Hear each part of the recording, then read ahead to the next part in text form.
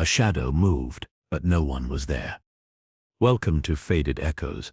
I am your host, Ombra. Tell me, where in the world are you joining this mystery from?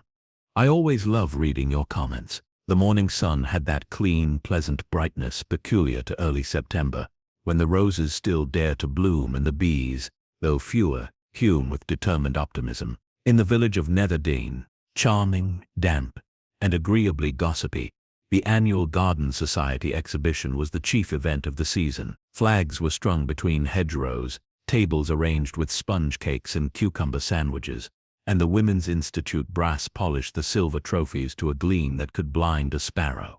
It was on such a morning that Miss Jane Marple, spinster of Marymead, but often found visiting nearby villages under the guise of seeing her many distant cousins, found herself seated beneath a striped parasol at the edge of the exhibition lawn. Her cup of tea was barely touched, and her attention behind that slight nodding of the head and demure smile was quite thoroughly occupied. Not by the dahlias, nor the prize marrow entries, but by people, specifically by the curious little scene unfolding near the edge of the field, where 3 members of the Garden Society's executive committee were having what could only be described as a discussion with forcefully hushed tones. Eleanor Paxton, the treasurer, stood stiff and white-knuckled beside her chair. Reverend George Endicott, who rarely disagreed with anyone except his own conscience, looked mortified, and between them stood Isabel Carmody, the exhibition chairwoman, a woman with an iron spine and a vocabulary sharper than her pruning shears.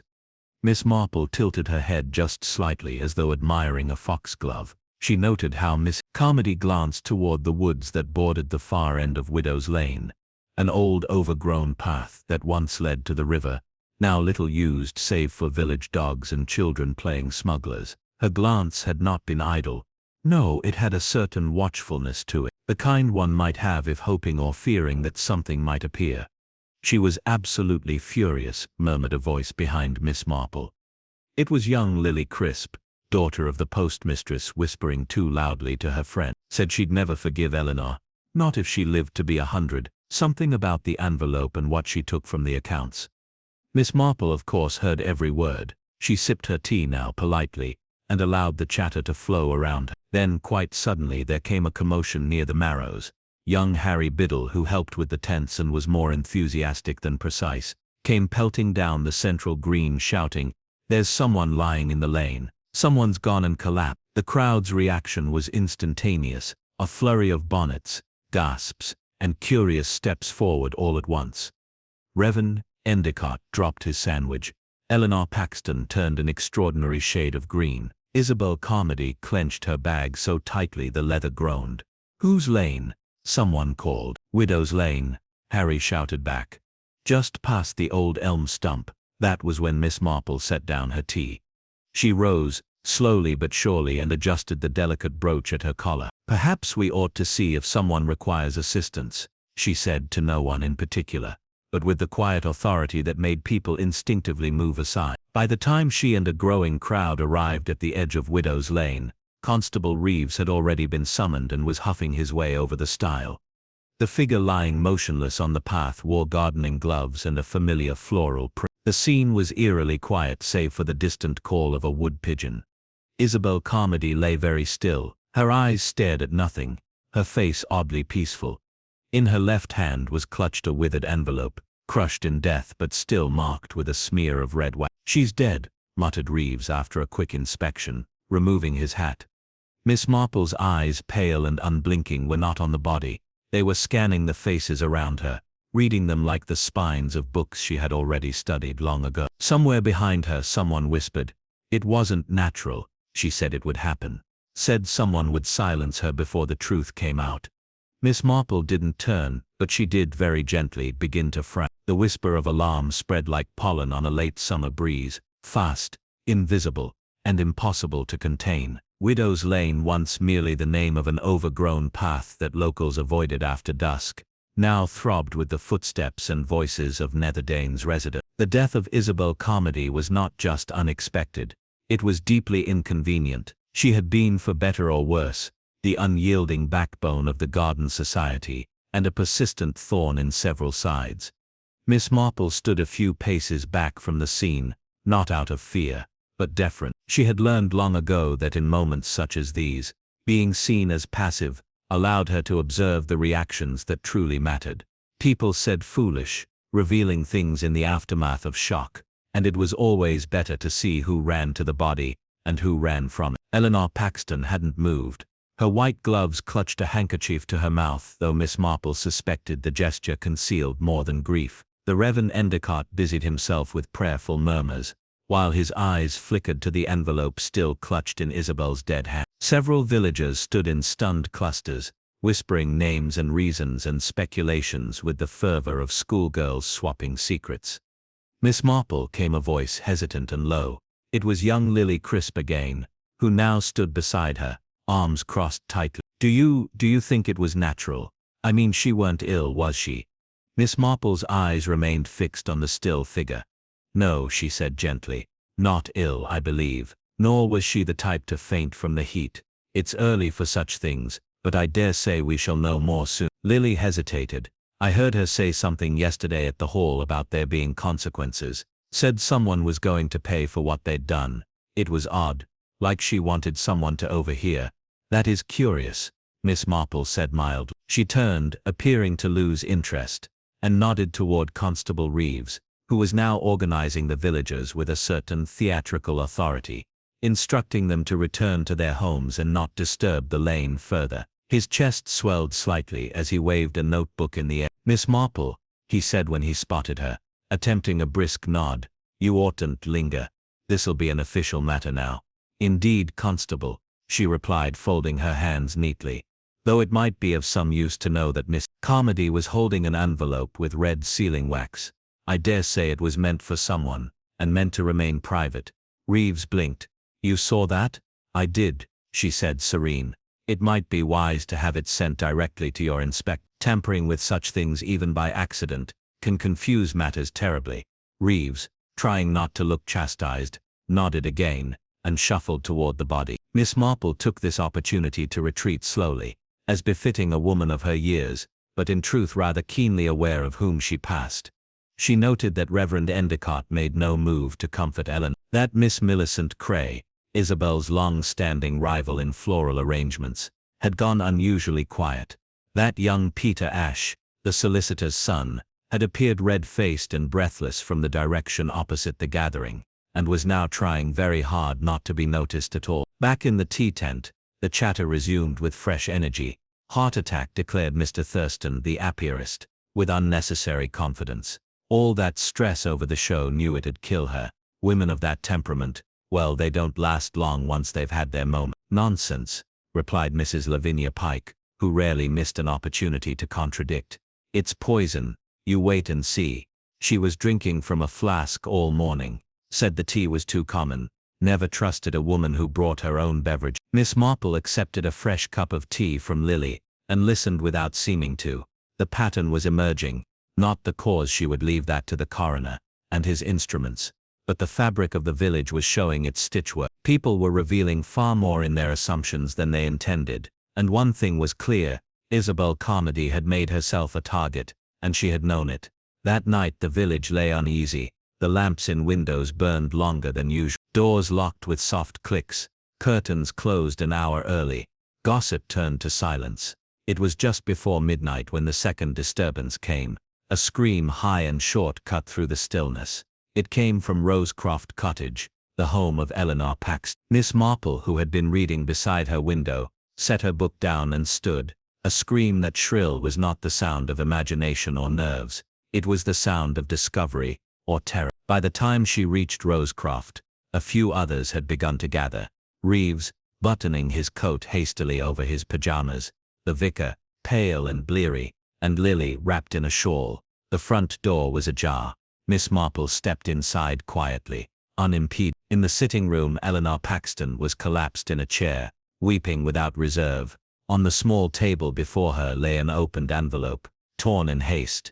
A single sheet of thick paper, ivory-colored, and handwritten in a forceful, spidery script, sat in full view. Constable Reeves picked it up with a handkerchief. He frowned.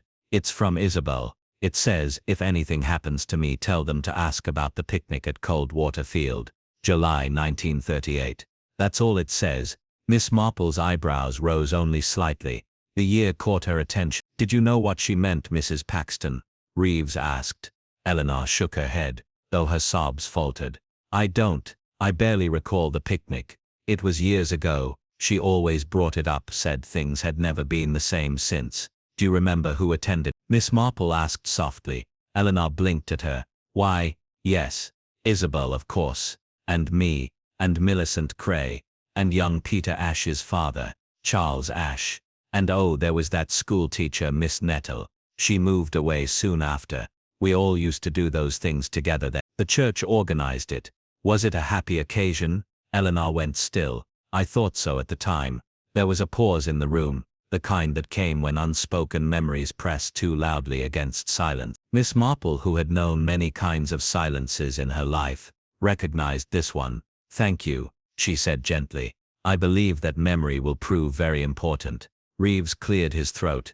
I'll take this to the inspector in the morning. And someone will need to sit with Mrs. Paxton. I shall, Miss Marple said, already stepping forward. She sat quietly with Eleanor, offering tea she did not drink, a presence more comfort than intervention. Outside the wind rose a little, scattering early leaves along the gravel. Widow's Lane, just beyond the hedgerow, now carried the weight of a second secret, and in Miss Marple's sharp, quiet mind, the pieces began to arrange themselves, not yet the full picture, but the shape was forming, the summer of a sealed envelope, a name whispered before death, and a group of respectable villagers, who all it now seemed had something to remember, and something to hide. Morning arrived in Netherdean with an unsettling calm. The village, ordinarily eager for the clatter of teacups, and the rustle of letters through brass flaps, now stirred under a muffled hush. Word of Eleanor Paxton's midnight fright had spread quickly, and while the more respectable residents pretended to know nothing beyond polite concern, others were already weaving theories into their morning toast. Miss Marple rose early, and dressed with particular care, choosing a pale lilac cardigan that suggested unobtrusiveness. She found that people were inclined to speak more freely when one seemed to pose no threat at all. As she settled in for breakfast at Miss Draycott's guest house where she was staying for the week, she encountered a flurry of half-concealed whispers from the breakfast table beside hers. That poor woman, said Mrs. Pilbeam, who claimed to have once met a viscount and often referred to it, to lose a friend one day and receive a threatening note the next.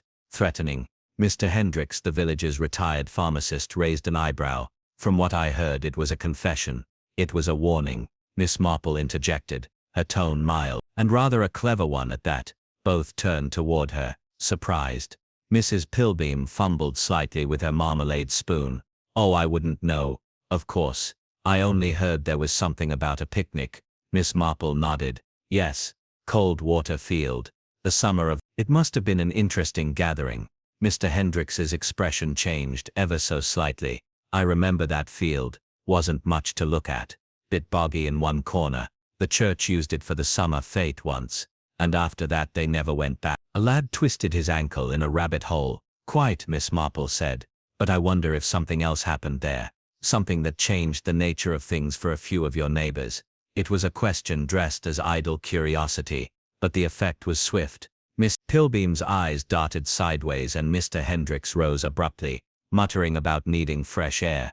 By late morning, Miss Marple paid a visit to the vicarage. Reverend Endicott, pale and apologetic, received her in his book-lined sitting room with the usual courtesies, and a slightly trembling tea service. You must forgive the mess, he said, though there was none. My thoughts have been rather scattered. That's only natural, Miss Marple replied gently. Mrs. Carmody was a formidable figure in the community, and now this curious note to Eleanor. You were at that picnic. I understand. His cup clinked as he set it down. Yes, yes, yes, I was. It was a long time ago, Miss Marple. She waited. I remember it, because it was the last time we all gathered before things changed. Charles Ash left the village not long after. There was an unpleasantness. What sort of unpleasantness? The vicar hesitated. Then a young maid went missing from the Carmody household. Daisy, 17, bright girl. The police said she'd likely run off to London, but there were rumors, unkind ones. Miss Marple did not blink. And did Mrs. Carmody believe otherwise?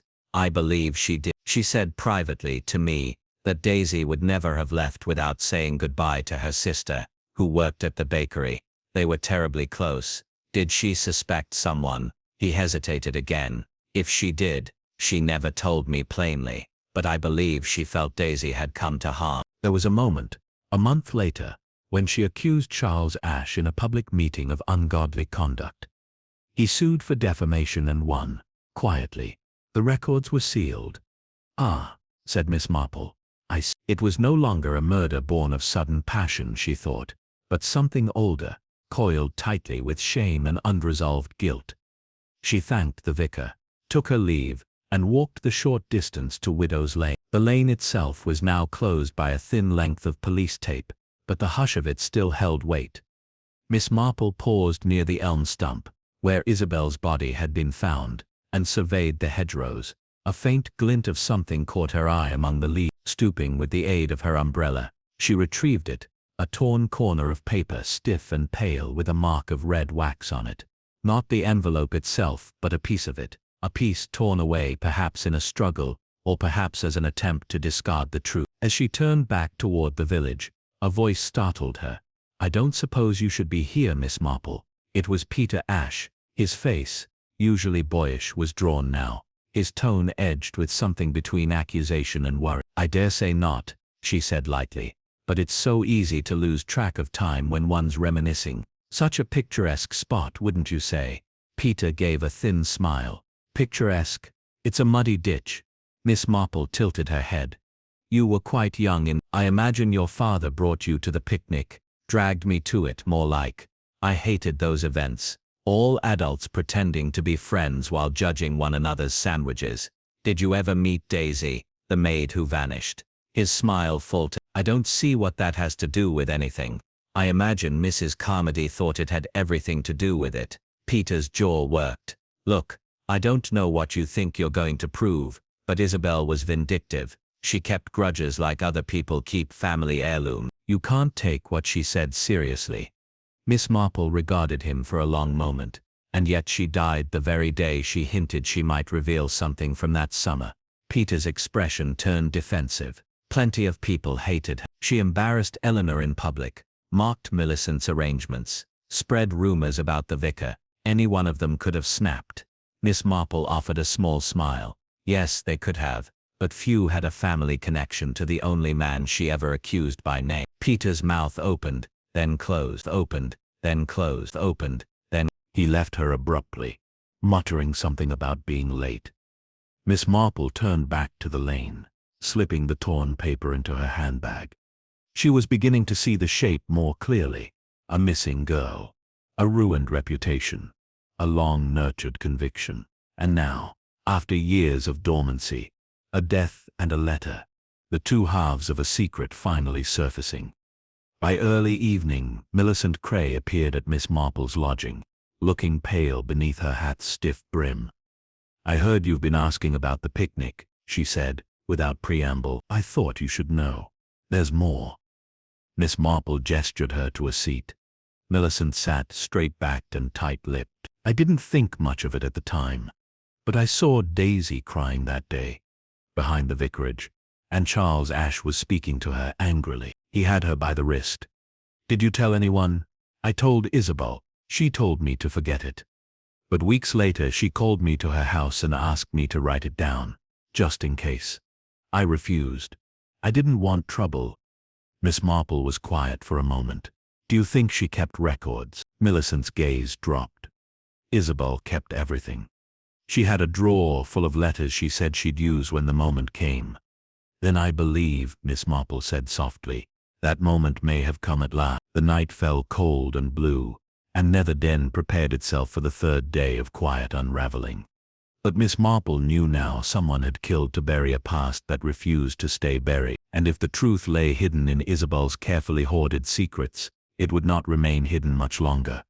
The morning of the third day brought with it a sky the color of pewter, heavy with the promise of rain. It seemed almost symbolic. Netherden, once so picturesque in the late summer light, now stood as a place holding its breath. Shopkeepers opened their doors quietly.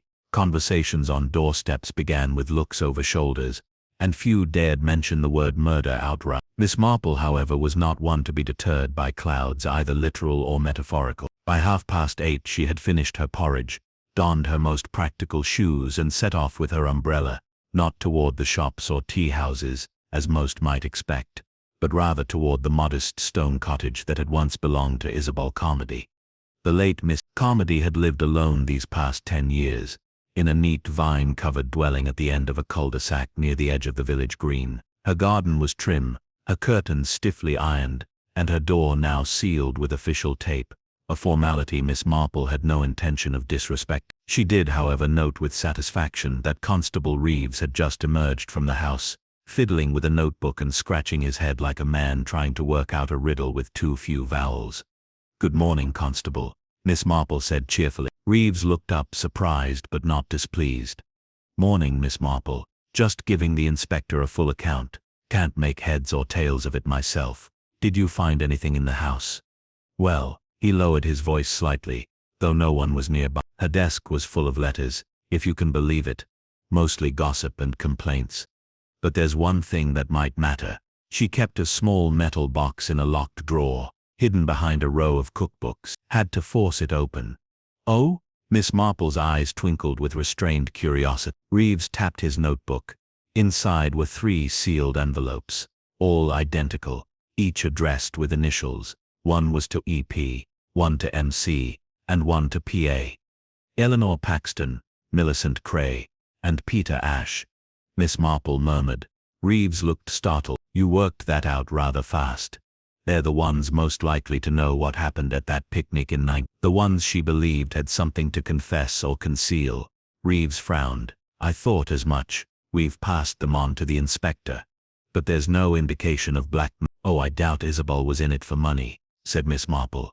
"Her sort rarely are. What they want is acknowledgement, power, and very occasionally, She left Reeves muttering to himself and turned her steps toward the bakery, where she knew Daisy's younger sister Maureen still worked. The bakery was warm and sweet-smelling, a contrast to the mood outside. Maureen, a plump woman of about 50 with red cheeks and flour on her sleeves, was alone behind the counter. "Miss Marple," she said with mild surprise, "we don't usually see you this side of the green." "I was hoping to ask about your sister," Miss Marple said gently. Daisy. Maureen's face tightened. "Most people have forgotten about her. But you haven't." Maureen shook her head, staring at the countertop. "She was 17, just vanished. They said she ran off, but she never would have. She hated cities, had nightmares if she was too far from home. I used to sneak into her room when I was scared, and she'd read poetry to me. People said she was a flirt, but she wasn't. She was just kind, and pretty." "She was last seen the day of the Cold Water Field picnic," Miss Marple prompted.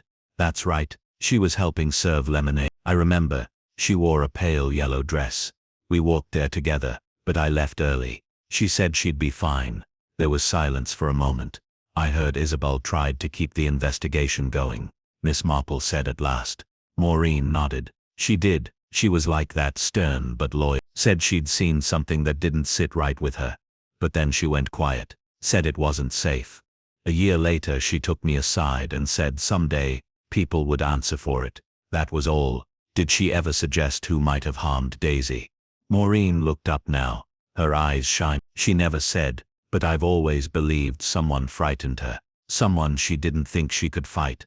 Miss Marple laid a hand gently on hers. "Thank you, dear. I believe that time may be nearly over." As Miss Marple stepped out into the street once more, the rain began soft and steady, as though the village itself were exhaling at last.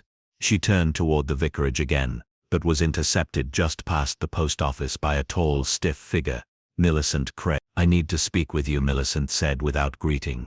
"Privately." They walked in silence to the churchyard, where they found shelter beneath the old yew tree. Millicent's lips were thin, her eyes restless. "I've received one of the letters," she said, "from Isabel." Miss Marple waited. "It says only this: you saw what you wanted to see. You knew and you did nothing. If I die you must speak." "Do you know what she meant?" Millicent's mouth twitched. "Of course I do. I saw Charles Ash lead Daisy into the vestry that afternoon. She didn't want to go. I told myself it was nothing, that I'd misread it. But she looked scared." "Did you tell anyone?" "No. And then when she disappeared, I convinced myself it was a coincidence. I didn't want to accuse someone respectable. Ash was a solicitor, had power. Fred and Daisy, well, she was just a maid. Miss Marple's voice was very quiet, but Isabel knew better. Millicent nodded. She told me she'd found something in his coat pocket, a necklace Daisy always wore. That was why she accused him, but the suit was settled quietly. Ash moved away, and nothing more was said. Until now. Millicent swallowed hard. I think someone was afraid Isabel was going to reopen it, that she'd kept evidence. I believe she did, Miss Marple said, and now the killer fears someone else will find it. Later that evening, the village hall hosted what was meant to be a subdued committee meeting, was scheduled out of respect for the recent events. Miss Marple, though not a formal member, was invited to attend and did so with quiet resolve. Eleanor Paxton arrived pale and drawn, Peter Ash late and grim. Reverend Endicott opened the meeting with a prayer, but the tension in the air was as thick as fog. Halfway through the agenda, Eleanor stood up. I received a letter from Isabel, she said, her voice shaking. It said, "You protected him because you feared scandal. You lied to save a name. Now someone else has paid the price." There was a silence, and then Peter Ash stood abruptly. "This is nonsense," he barked. She was unwell. She hoarded slights like gold. "These are the ramblings of a bitter old woman." "Your father did it, didn't he?" Eleanor asked quietly. Peter turned pale. "You told me," she said, "years ago, that she was weak, that she was weak, that she was weak, that she would ruin your father's reputation. I said we mustn't speak of it. I said it was in the past." Peter's jaw clenched. "He was never charged." "He should have been," Millicent said, but Isabel was silenced. "We all let it happen." Miss Marple rose, her voice calm and gentle. "He was never charged, but he was guilty." And when Isabel prepared to reveal the truth, someone made sure she would not. Not Charles Ash, of course. He died years ago. But Peter Ash stared at her. "You killed her," Miss Marple said softly, "to protect your father's because you feared the truth would stain you too." He opened his mouth, then said nothing. Just sat down, hard as if the air had been knocked from him. And outside, the rain finally stopped. It wasn't the silence of shock that had passed the moment Peter Ash sat down, white and expressionless, beneath the weight of his own unraveling. No, this was the kind of silence that descends when everyone knows a truth has landed, inescapable and final, but no one quite knows what to do with it. Eleanor Paxton's hands trembled in her lap. Millicent Cray stared straight ahead, her mouth a tight line. Reverend Endicott muttered a prayer under his breath, not loud enough for anyone to hear the words. Miss Marple did not speak again. She simply returned to her chair with the composed air of someone who had seen justice bend before. Slow, but not without grace. Constable Reeves, who had been standing quietly at the back, stepped forward now. "Mr. Ash," he said in a low voice, "I'll need you to come with me." Peter Ash raised his head. "On what charge?" His voice, though unsteady, had a flash of defiance. Miss Marple answered before Reeves could. "No official charge has been made, but Isabel Carmody was murdered. And you, Mr. Ash, had motive, opportunity, and if I may say so, a temperament, not unlike your father's, though you've had to hide it under a more polished mask." Peter looked around the room, perhaps hoping for a single voice of protest, someone to defend him, or at least, doubt her. But no one did. The faces that met his were closed, uncertain, even frightened. He stood slowly. "I didn't mean to," he started, then stopped. "It wasn't supposed to go that far." Reeves stepped beside him. "Come on then." As they left, the tension in the room deflated, not with relief, but with the odd emptiness that follows a performance ending, one you hadn't realized you'd been part of. Outside, night had fully fallen. The mist had returned, soft and pale, curling through the hedges and over the cobbles of Netherdyne like something from a dream. Miss Marple, walking home alone, let the silence of the village settle into her steps, yet her mind, ever sharp, continued its quiet stitching. There were details still, loose threads to gather, and questions not yet answered. She lit her bedside lamp, poured herself a small cup of milk, and sat in the chair by the window. A voice came back to her. "Maureen, the baker's sister. She never would have left without saying goodbye to me." That, Miss Marple thought, had stayed with her. A girl so rooted to her sister, her life, her home. She wouldn't run, no matter the gossip. But something had driven her to disappear, or someone. And Isabel Carmody had known what happened to Daisy, or at least suspect. Why else leave those letters? Miss Marple reached into her knitting basket and retrieved the torn scrap of envelope she'd found at Widow's Lane. She hadn't shown it to Reeves. Not yet. There were things lawmen dealt with well, and things they dealt with clumsily. The paper was of the same quality as the envelope Reeves had described. Thick, ivory, slightly waxy. But on the back of this fragment, where no one might expect writing, was a faint penciled notation. N 1938. Riverbank. A clue. A reminder to herself perhaps, or a direction. Miss Marple narrowed her eyes. N. For Nettle. Yes, Miss Margaret Nettle, the schoolmistress. She'd been at the picnic too, quiet, unmarried, and gone from the village not long after the disappearance. There'd been little fuss when she left, just the few raised eyebrows. But now Miss Marple wondered, had she left, or been persuaded to go? The riverbank, cold water field, led down to the southern bend of the river, where the reeds grew thick, and the current slackened. If something had happened there in 1938, Miss Marple made up her mind. She would visit that riverbank in the morning. The sun rose late, behind a bank of cloud, and the dew lay heavy on the grass as Miss Marple made her way through the field. There were remnants of trampled wildflowers from the last fete, the wooden posts of a long-removed banner, and just as she remembered, an old timber bench by the river, half-rotted, and overgrown with ivy. She stopped near the water's edge. The reeds were tall and green, swaying gently in the breeze. A few birds skimmed low across the surface. Nothing here looked sinister, but Miss Marple had seen enough of human life to know that evil never needed to look the part. She moved slowly along the bank, using her umbrella to prod through the grasses. There was no telling what she might find, if anything, but she was drawn to a low spot where the bank dipped inward, almost like a pocket. It was there that she saw it. Not obvious, not large, just the faint outline of stones, unnaturally arranged. Not recently, of course. Time had softened them, allowed moss to grow over their edges, but the shape was clear to someone who knew how to look. A shallow grave, long forgotten. Miss Marple knelt, brushing aside reeds, then paused. She would not disturb it herself. That was for the authorities now. By mid-morning, the site was marked off by Reeves and his men. Miss Marple did not need to stay long. She had already concluded what the police would soon confirm, that Daisy had never run away, that the truth Isabel had carried with her all those years had roots here, beside the very river where Netherden had once picnicked in the soft golden light of night. By the following afternoon, the village was alight with rumor again. Word had spread fast.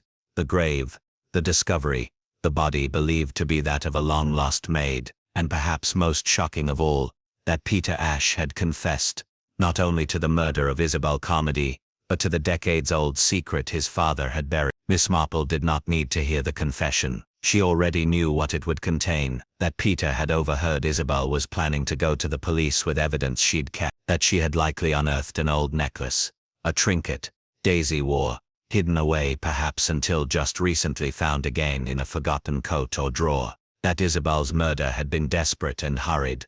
A push, a blow, perhaps a poison slipped into her tea flask, something simple. Peter had never been clever, only frightened, and frightened men often revealed themselves not through what they said, but through what they tried not to.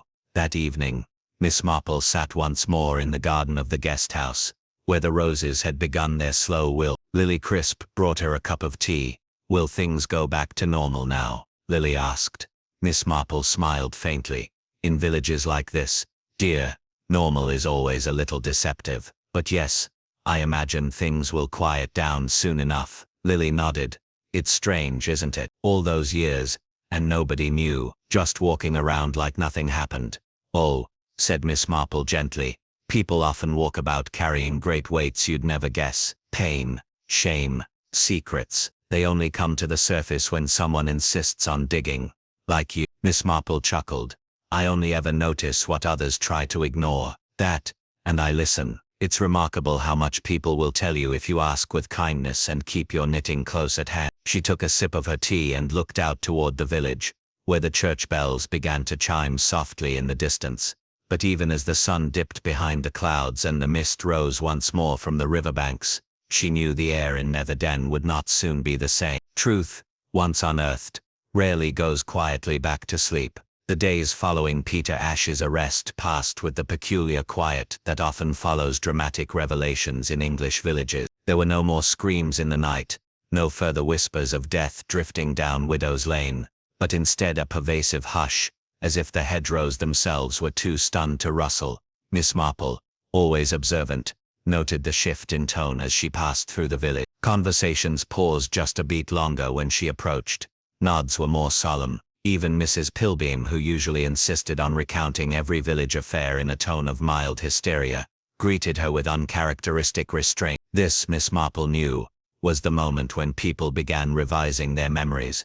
Already the story had started to change. Peter Ash, once described as a sensible boy with a head for numbers, was now, according to Mr. Hendricks at the post office, always a touch intense if you ask me. Eleanor Paxton, who had once insisted Isabel Carmody was a bitter troublemaker, now referred to her as a deeply misunderstood woman. The village, having stared into the darkness of its past, was quietly rearranging itself to be more comfortable again. But Miss Marple was not quite ready to return to comfort.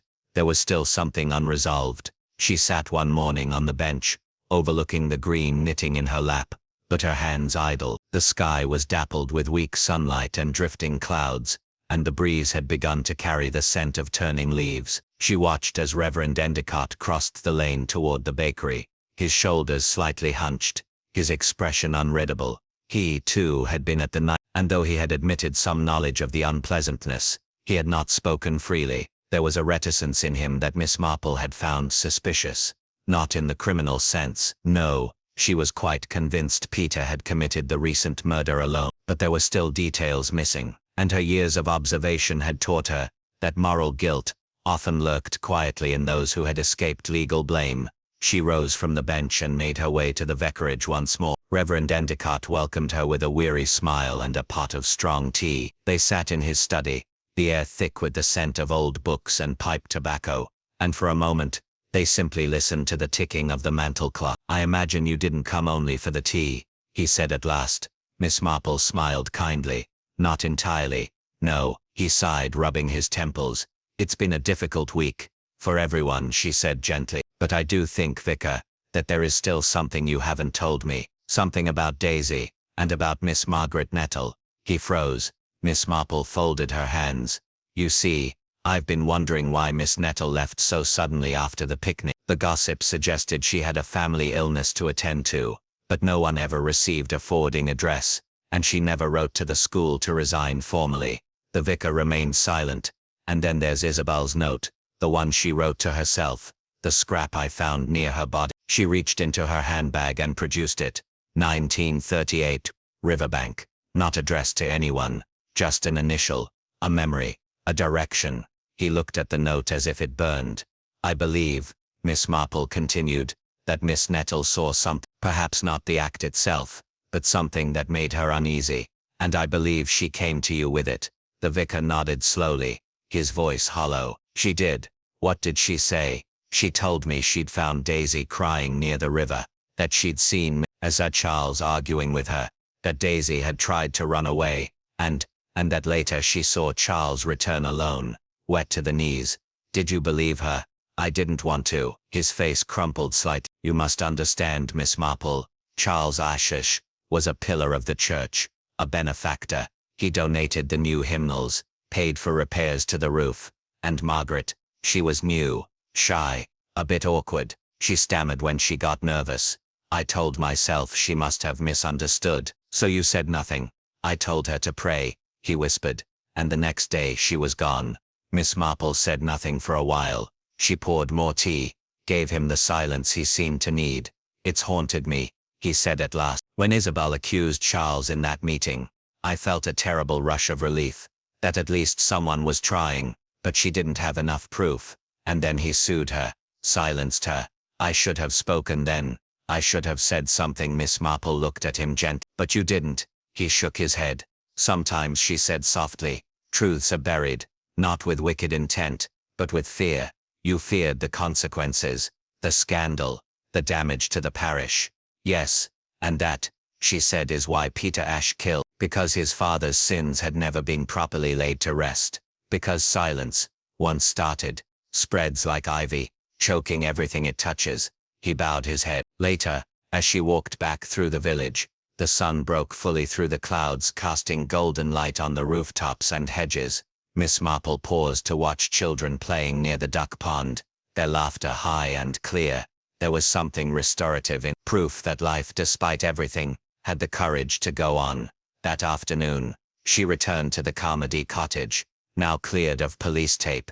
With Reeves's permission, she had asked to see Isabel's papers again. Something still gnawed at her. Inside the desk drawer, beneath the 3 envelopes and a few ink-stained scraps of lists, was a faded diary, plain brown cover, stiff from age. She opened it carefully. The entries were sparse, but meticulous, mostly lists of complaints, parish squabbles, market prices, and thoughts on people's behavior. But near the end, one entry stood out. June 1949, found the necklace. At last, behind the wainscot in the old tool cupboard. Knew I hadn't imagined it. Daisies, without doubt, will need to be careful now. If I say too much, someone will silence me. They did it once. They'll try again. So she had found it, proof of some kind. The necklace, long thought lost, hidden deliberately, then discovered a decade later. But she hadn't gone to the police. Not yet. She'd waited, possibly hoping someone would confess, possibly fearing no one would listen again. Miss Marple closed the diary. Her suspicions confirmed. The necklace had been the trigger, the final piece. That evening, in her room at the guest house, Miss Marple wrote 2 letters. One to Margaret Nettle, now living in a retirement home in Cornwall, where she taught literacy to children, and never spoke of Netherdean. And the second to Maureen, Daisy's sister, enclosing a pressed flower, and a few lines from Tennyson. Though much is taken, much abides, and though we are not now that strength which in old days moved earth and heaven, that which we are, we are. She hoped it would bring her a little peace. Later still, as she packed her small case, preparing to return to Mary Mead, the innkeeper knocked to say there was someone downstairs asking to see her. It was Eleanor Paxton. I wanted to thank you, Eleanor said, for not giving up, for making sure people didn't forget. Miss Marple patted her hand. It was never about remembering the crime, my dear. It was about remembering the girl. Daisy deserved that much. And as Eleanor left, eyes misted but shoulders lifted, Miss Marple returned to her window, where the first stars of the evening had begun to appear, sharp and clear over the hedgerows of a village that for the first time in decades might finally learn how to forgive itself. Miss Marple departed Netherdean the next morning, with no fanfare, just a well-timed lift from a milk delivery lorry, heading towards St. Mary Mead, and a basket of scones pressed into her hands by a tearful Maureen. No one stopped her on her way out of the village, though several faces peered quietly from behind curtains, their expressions a mixture of reverence and residual guilt. The village, as ever, did not know quite what to make of her. She had come as a visiting spinster with nothing more than a sharp mind and a fondness for tea, and had left them with a corpse unearthed, a murderer unmasked, and the past dragged into the open like a drawer long stuck closed. But the story of Daisy Carmody did not quite end with Miss Marple's departure, for the village had not yet recovered from the strange sensation of seeing its deepest secret unearthed, literally and figuratively. And secrets, once disturbed, have a way of lurching up again, often messier and more complex than anyone anticipates. 3 days after Miss Marple returned to St. Mary Mead, Constable Reeves stood once again at the door of Isabel Carmody's cottage, this time at the request of the county inspector. A new inquiry had been launched into Daisy's disappearance now that her remains had been identified. A cold case was open, and the force was determined to do things properly. But the mystery had one final ripple to offer. The metal box of Isabel's that had once held the 3 letters, one to Eleanor, one to Millicent and one to Peter Ashe, was still being catalogued. Beneath its false bottom, unnoticed in the first examination, they found a 4th letter. It was unsealed. It was unsealed. It was unsealed. It was It was addressed not by name, but by occupation, to the one who will listen. Inside, written in Isabel's tight, efficient hand, was a confession of sorts. I write this not because I expect justice, but because I cannot bear the silence any longer. Daisy did not simply disappear. I was with her when she died. She came to me that evening. She had been attacked, her dress torn, her lip bleeding. She wouldn't say who. I suspected Charles Ashe, but Daisy begged me not to go to the police. She said it would destroy her sister's future, ruin the family, bring shame too heavy to carry. I told her to rest in my cottage. I made her tea, tried to convince her to stay, but she was determined to go. She said she was going to confront him, that she wanted to make him pay not with words but with truth. I followed her. I shouldn't have, but I did. I found them near the river. I was too far to hear, but I saw her slap him, saw him raise his hands, grab her wrists. Then she fell. He didn't strike her, not with a fist, but he shoved her, and her foot slipped on the embankment.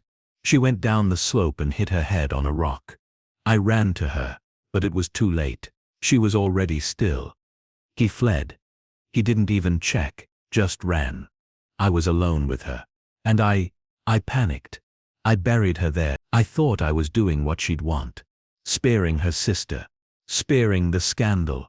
I told myself it was an accident, but I've never forgiven myself for letting him get away. The document, though incomplete in legal terms, was enough to seal the understanding of what had truly happened. Charles Ashe had not murdered Daisy in the legal sense, but his violence, his fear, his flight had killed her, and Isabel, ever righteous and private, had chosen silence until it became too much to bear.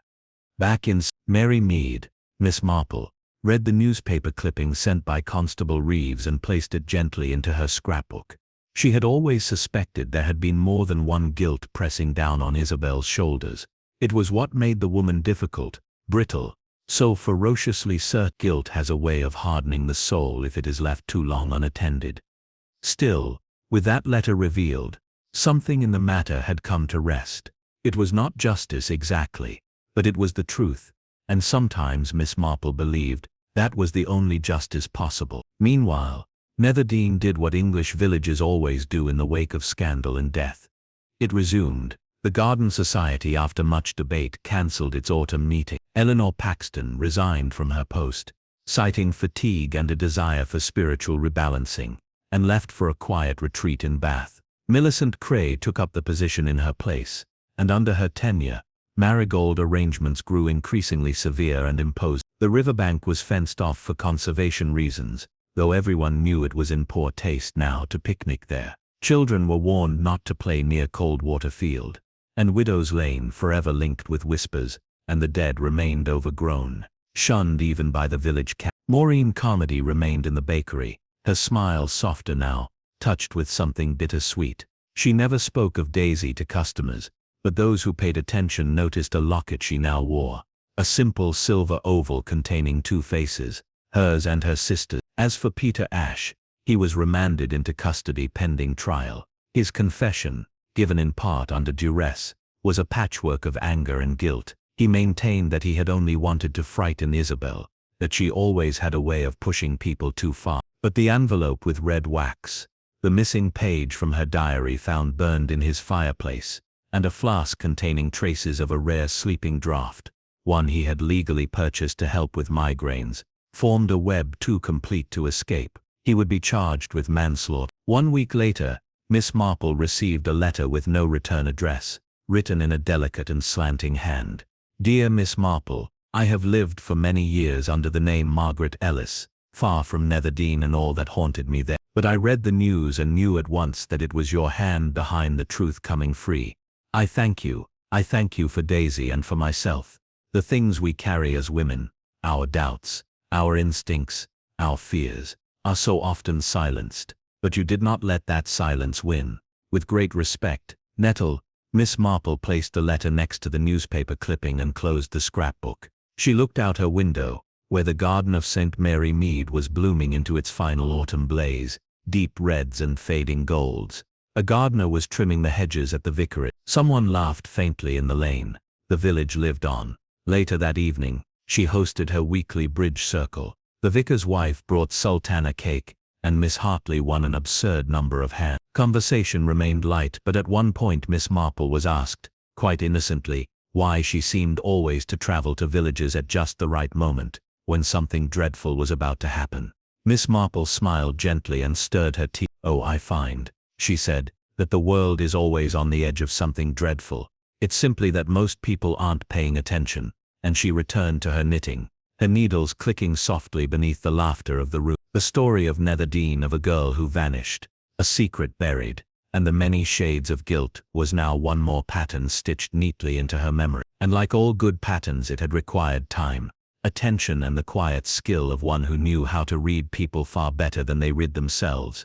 The truth had whispered its way up Widow's Lane at last, and Miss Marple had listened. The crispness of early autumn had begun to settle into the bones of Netherdean. Leaves turned amber and burgundy in the trees above the green, and the scent of wood smoke curled softly through the lane. The village, as it does, had resumed its routines, but there was a tension beneath the ordinary that had not entirely unwound. The murder, the long-buried scandal, and Miss Marple's part in unearthing it, had left a residue. Things were said more carefully. People looked at one another with a new awareness, an uneasy acknowledgement that the past does not always stay buried, no matter how thick the soil.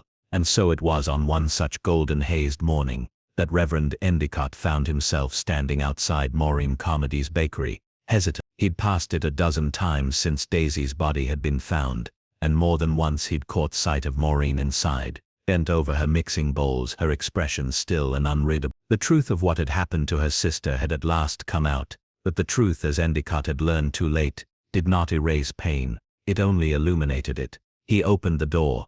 The bell tinkled gently. Maureen looked up. Her hands were dusted with flour, and her apron bore the evidence of a fresh batch of scones. "Reverend," she said quietly. He removed his hat. "Good morning, Maureen." They stood a moment in silence, and then she returned to need. "Imagine you'd like tea," she said without asking. He nodded, moving toward the small table near the window, one usually used by the occasional customer waiting for a cake to be boxed.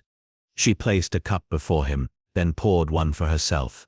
"I've meant to come sooner," he began. "You didn't?" "No." He stirred his tea, even though there was no sugar. "I've carried guilt," he said, "more than I knew, and I don't expect forgiveness. I thought you should know that I should have listened to Daisy, to Miss Nettle, and to myself, but I chose what was easy, and that was wrong." Maureen studied him. "It was never just about my sister," she said. "This village loved to pretend everything was nice and tidy. Daisy didn't fit that. She was too pretty, too free, too alive, and when she vanished, people accepted it too quickly." She wiped her hands on a cloth and sat opposite him. "But I appreciate you saying it, even now." He inclined his head. "If there's ever anything I can—" "There is one thing," she interrupted gently. "Yeah." She reached into the drawer beside the table and withdrew a small folded note.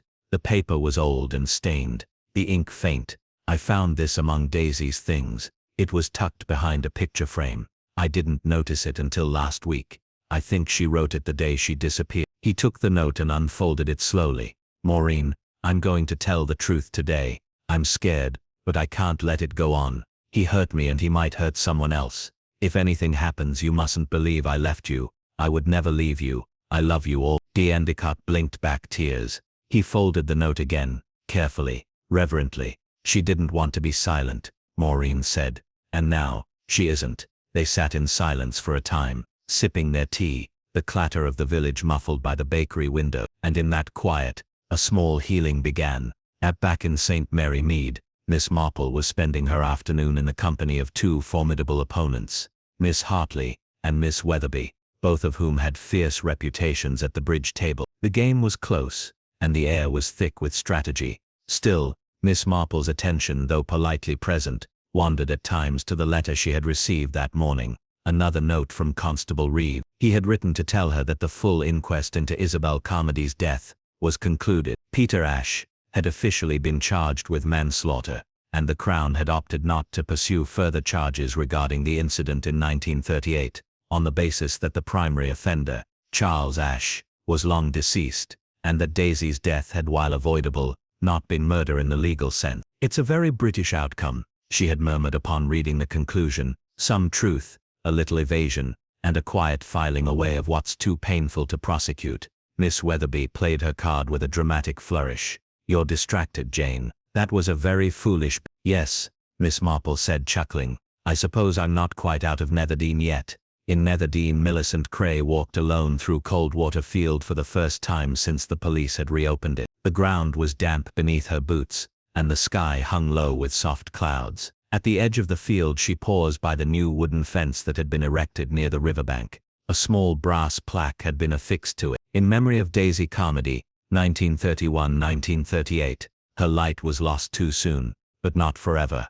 Millicent stood for a long while, her hands in her coat pockets. Then she removed something from her purse, a small posy of wildflowers. She laid them gently at the base of the fence. I'm sorry, she whispered. She wasn't sure to whom she was speaking. Daisy, Isabel, herself, perhaps all three. Regret, after all, was rarely simple. As she turned to leave, she saw Eleanor Paxton approaching along the field path. They hadn't spoken since the night of the meeting. Eleanor looked thinner, older somehow, as if the last few weeks had burned through her usual composure. Millicent inclined her head. Eleanor, Millicent. They stood facing each other. I think we ought to speak, Eleanor said finally.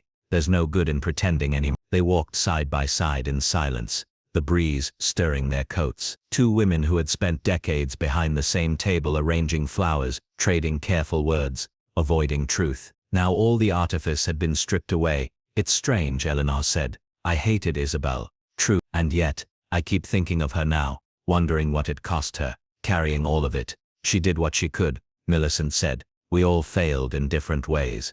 Eleanor looked out over the field. We could do something, for Daisy, a small scholarship, for village girl, something useful, practical, something she might have had. Millicent blinked. Yes, she said after a moment. That would be good. They turned, walking slowly back toward the village, two silhouettes moving through the autumn gold. Mary Mead, Miss Marple sat by the fire, knitting once again. The news of the memorial plaque, the scholarship idea, and the final letter from the inquest had all arrived that day. She had carefully pasted each one into the scrapbook she kept on the shelf, labeled Resolutions Human, a quiet title for cases that ended not just in solved mysteries, but in something more human, grief acknowledged, wrongs remembered, and healing allowed. A knock came at her door. It was her neighbor, Miss Harmon, with a borrowed book and a biscuit tin. Back from your latest holiday? Miss Harmon asked, eyebrows raised. Miss Marple smiled. Oh yes, quite restorative in its way. I read in the paper there was a bit of trouble in some place. Netherdean, Miss Marple said, pouring tea. Yes, a great deal of trouble, but also a great deal of truth in the end. Miss Harmon sniffed. I never see such things on my holidays. Nothing worse than a wet sponge cake. Well, said Miss Marple, I find murder and sponge cake are both revealing in their own ways. You'd be surprised how much character a poorly made Victoria sponge exposes. They laughed lightly, and Miss Marple leaned back in her chair content. Some mysteries, she thought, are solved with fingerprints and footprints. Others with patience, empathy, and a clear view of the heart. Daisy Carmody's voice, long lost, had at last been heard, and in her own way, so had Miss Marple. It was nearly a fortnight since Miss Marple had returned from Netherdean, and the rhythm of life in St. Mary Mead had reasserted itself like a well-rehearsed dance. Church bells rang punctually, hedges were clipped into submission, and even the local newspaper had returned to its usual fare of fates, missing cats, and prize chrysanthemums, Yet as Miss Marple sat by her window one late afternoon watching the shadows lengthen across the village green, she found her thoughts still entangled with Daisy Carmody, Isabel, and the slow unpooling of the truth that had bound an entire village for over 20 years. It wasn't that she doubted the outcome. The legal case was done.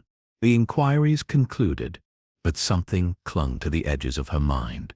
A phrase, a fragment, a sensation, not doubt, precisely, but an unresolved echo. She rose, fetched the scrapbook from her bookshelf, and opened it to the final entries of the Netherdean case. Newspaper clippings, Reeves's letter, Miss Nettle's note of thanks, and even a pressed sprig of rosemary from the memorial plaque at Coldwater Field for remembrance. She had thought there was one item she hadn't yet re-examined, The torn piece of envelope she had retrieved from Widow's Lane, the one with the faint pencil notation N. She had always assumed the N stood for Miss Nettle, Margaret Nettle, the school teacher who'd left the village after Daisy's disappearance. But now, something niggled. Miss Marple stood slowly, placed the envelope fragment on her writing desk, and pulled from the drawer her magnifying glass, an unassuming but indispensable friend. Holding the paper up to the last slant of daylight, she looked again. The notation was neat, but not flawless, and the stroke of the N was rounded at the top. Not angular. It wasn't an N at all. It was an N. N. 1938. Riverbank. Miss Marple set the glass down very gently. Then she sat, folded her hands, and considered the implications. Maureen. She had assumed Maureen Carmody had known nothing of her sister's death. Her grief had seemed too genuine, but grief and guilt were not mutually exclusive. Miss Marple had encountered too many cases where the person mourning most deeply had also played a part directly, or otherwise, in what led to the tragedy. It was time to revisit the past, one last time. The next morning she wrote to Constable Reeves and asked whether she might return briefly to Netherdean, ostensibly to put her affairs in order, and return a borrowed book to the vicarage. She did not mention Maureen's name. She did not mention the envelope. Miss Marple arrived the following day, and true to form, did not go straight to the bakery. She visited the vicarage, took tea with Mrs. Endicott, who was charming and oblivious, and then walked the green nodding to a few familiar faces. By late afternoon she was ready. The bakery was quiet when she entered. Maureen was behind the counter, kneading dough. She looked up, startled. "Miss Marple." "I thought I'd stop in," Miss Marple said warmly. "I found myself thinking of your scones." A brief smile touched Maureen's face. "Of course, always happy to provide." They exchanged pleasantries as Maureen wrapped 2 currant scones and added a third for the journey. Miss Marple placed her coin on the counter, and lingered. "Do you ever think about that day?" she asked quietly. "The day Daisy disappeared." Maureen stilled, her hands pausing over the paper bag. "Every day," she said softly, "but I try not to live there." "I found something," Miss Marple said gently. "A note from Isabel. Not one of the letters the police had, but a fragment she had on her when she died. It wasn't addressed to Margaret Nettle as we thought. It was marked N, not N. I believe it was meant for you." Maureen did not respond. She simply stared at the counter, her hands unmoving. "I think Isabel meant to give you the truth," Miss Marple continued, "but something frightened her, or perhaps something changed. You see, I believe Daisy came to you first, before she went to Isabel, and I think you tried to stop her from going to confront Charles Ashe. Didn't you?" Maureen's lips parted, but no sound came. Her eyes glistened. "I think," Miss Marple said softly, "that when she insisted on going anyway, you followed, and when she fell, however it happened, you were there. Not Isabel. You were the one who saw it." Still silence. "I think Isabel helped you bury her, that you both carried the guilt, but differently. Isabel carried it through anger and bitterness, you through silence and grief." Finally, Maureen sat. She folded her arms tightly across her chest, like someone bracing for a blow. "I begged her not to go," she whispered. "I begged her. I told her he'd ruin her life all over again. She wouldn't listen. She said she was going to shame him, tell everyone, that she didn't care anymore." She swallowed. "I followed her. I didn't see it clearly." He grabbed her arm. She pulled away. "It was fun." She fell down the slope and didn't get up. "And you ran." I froze. Then I screamed. Isabel came. I didn't even know she was nearby.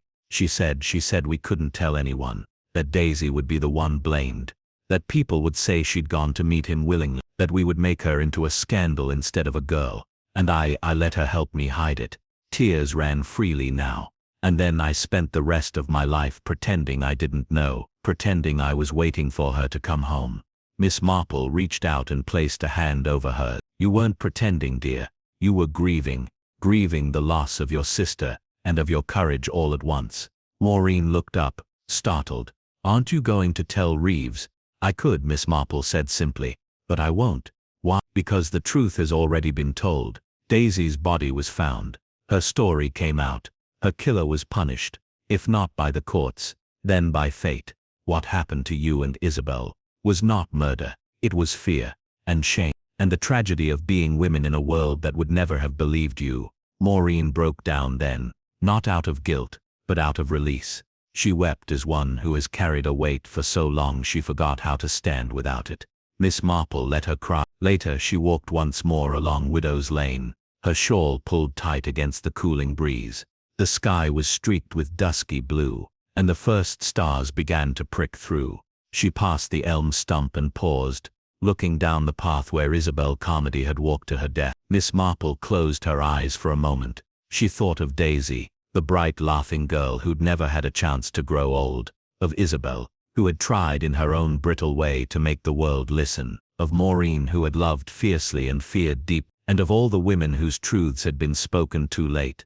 As she turned back toward the guest house, she murmured aloud, she wasn't silenced, not in the end. And with that Miss Marple walked on, her steps light, the truth behind her, and the peace of the evening ahead. The following morning dawned grey and still, a thin mist, draping Netherdean like a muslin veil. Church bells chimed softly in the distance, and the village stirred slowly, as if reluctant to begin a new day in the shadow of all that had come to light. In the guest-house drawing-room, the fire had already been lit against the autumn chill, and Miss Marple sat before it with a cup of tea, her small suitcase packed neatly at her feet. She was leaving that morning, returning at last to St. Mary Mead for good. There would be no more letters, no more visits to the bakery or the riverbank, no more surprises. The truth, as it so rarely does, had been revealed in nearly full, and with it came that most curious of consequences, stillness. There was a knock at the guest-house door. Miss Draycott answered it, and moments later, Eleanor Paxton appeared in the sitting-room, clutching a parcel wrapped in brown paper and string. "I hope I'm not too late," Eleanor said. "Not at all," Miss Marple replied. "Do sit." Eleanor did not sit. She looked unusually flustered, her eyes pink-rimmed and her voice brittle.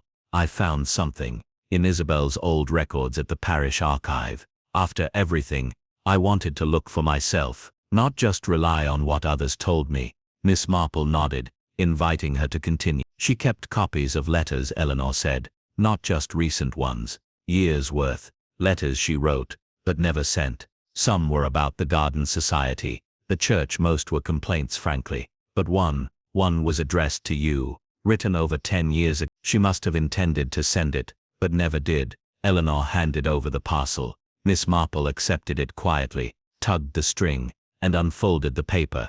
Inside was a single page, yellowed with age and written in Isabel Carmody's unmistakable spidery script. "Dear Miss Marple, we have never met, though I've followed your name through the occasional newspaper and, dare I say, certain church newsletters. I'm writing not because I seek your help, but because I want to understand why someone like you continues to concern herself with the business of other people's sins. Do you not find it exhausting to root through people's secrets, to expose them as if airing dirty linen could possibly cleanse it? I ask because I too once tried to correct a wrong. I tried and I failed, and the cost was so very high. Now I wonder if silence was the better path all along. Is the truth always worth the consequence? Always worth? You seem to think so. I envy you that certainty. If one day you find yourself in Netherdean, and if by some divine mischief fate delivers to you the tangle I could never quite undo, then perhaps you'll answer the question I never could. Is justice ever truly just? Or is it simply a tidy way to explain suffering? Yours in doubt and duty, Isabel Carmody. Miss Marple read the letter twice. When she finally looked up, Eleanor was watching her with something like reverence. "She never posted it," Eleanor said again. "But I think she wanted to." Miss Marple folded the letter gently and placed it inside her handbag. "She did more than want to. I believe she was writing her way toward truth. Some people speak it, others write it, or bury it under marigolds. But she left a trail. I've spent so many years angry at her," Eleanor said, "and now I think I owe her everything." Miss Marple reached for her cup and took a sip. "We all owe something, my dear. Some of us spend our lives paying off the wrong debts." Eleanor stood, suddenly overwhelmed. "Well, I suppose I've said what I needed to say." Miss Marple rose with her. "Thank you for bringing this, I shall keep it." They exchanged a quiet goodbye. Eleanor left and the fire crackled softly in her absence. By mid-morning, Miss Marple boarded the small country train out of Netherdean. The station master tipped his cap. The conductor loaded her case with care, and the whistle blew with its familiar lonesome note. She settled into her seat by the window, hands resting in her lap, her thoughts already folding inward. Across from her sat a young woman in her 20s, reading a newspaper. The headline on the front page read, "Village Inquest Concludes. Long-lost maid's death declared accidental, local man charged in separate murder." Miss Marple noticed the woman glance at her, then at the paper again. "You wouldn't happen to be Miss Marple, would you?" she asked shyly. Miss Marple smiled, ever so slightly. "Why, yes, I suppose I am." The girl sat up straighter. "I read all about it. My aunt lives near Netherdean, said the whole village was turned upside down." "Do you really solve murders, like in detective novels?" Miss Marple chuckled softly. "Oh, I don't solve anything really. I simply observe. People, my dear, are often far more revealing than they intend." The girl hesitated. "Do you mind my asking what made you know about that man Peter Ash?" Miss Marple looked out the window for a moment, watching the fields roll past. "Because he reacted like someone whose entire life had been spent in fear of being associated with a shadow. His father's guilt clung to him like damp wool, and when Isabel threatened to drag it into the light, he panicked. Guilt, my dear, often masquerades as outrage."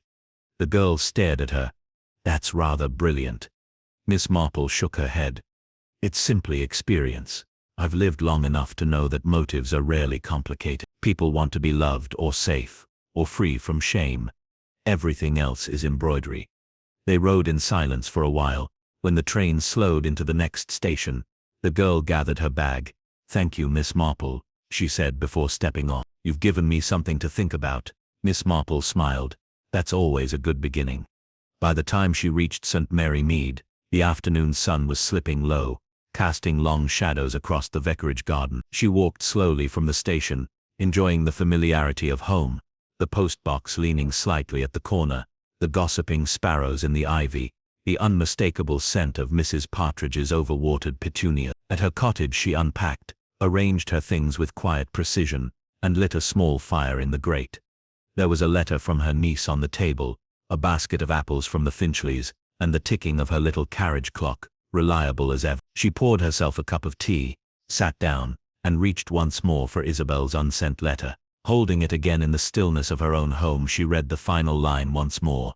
"Is justice ever truly just, or is it simply a tidy way to explain suffering?" Miss Marple closed her eyes for a moment. When she opened them, she answered softly to the empty room.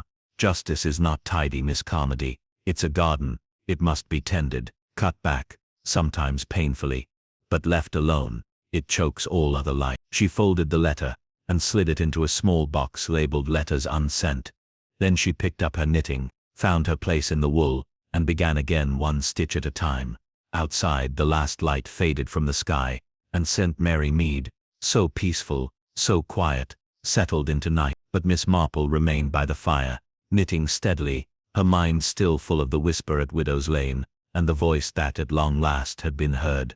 The leaves had mostly fallen by the time the final pieces settled into place. Netherdean, in its cautious buttoned-up way, had managed to carry on, but within the village, something had shifted. Conversations were slower now, more careful. People no longer glanced past each other as easily. They saw one another, truly saw, and understood, perhaps for the first time, that their community was built, not only on shared history, but also on hidden sorrow. Back in St. Mary Mead, Miss Marple received one last letter. It arrived without fanfare, slipped between the advertisements for wool and the Ladies' Companion Digest, bearing a modest return address, Maureen Carmody, Netherdean Bakery. Inside was a note, short, handwritten in firm, tidy script. "Miss Marple, thank you, for seeing what no one else did, for knowing there was more behind the silence, behind Isabel's anger, and behind my grief. I have spoken to Reverend Endicott. I've told him everything about Daisy, about Isabel, about that day. We're holding a small service in the church next week. Not an announcement, not a scandal, just a prayer and a name returned to the village roll. Daisy will no longer be a whisper. Yours with more peace than I've known in years, Maureen."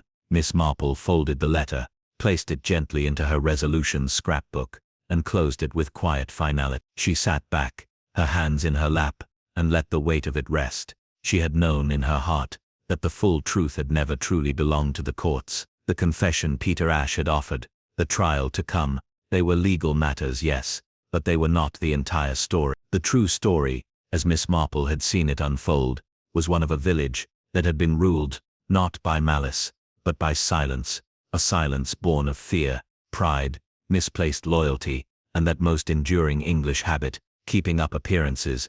The solution had never rested solely on evidence, it had rested on people, on how Daisy had been failed by those too afraid to see the truth, on how Isabel, unable to carry the weight of that failure, had tried in her own brittle way to bring it into the light, on how Maureen, grieving for decades, had at last admitted what she'd seen, not to destroy her sister's memory, but to honor it.